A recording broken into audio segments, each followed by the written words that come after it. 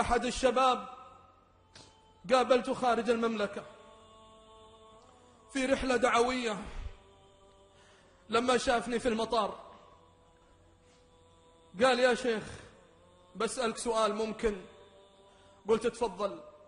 قال: يا شيخ حنا مجموعة شباب ترانا جينا نعصي الله جل وعلا، وجينا والله لنا الآن شهر كامل والله ما سجدنا لله سجدة ولا ركعنا لله ركعة.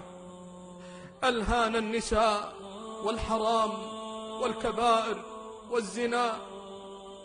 لكن يا شيخ قلبي الآن أحس أنه يبي الله.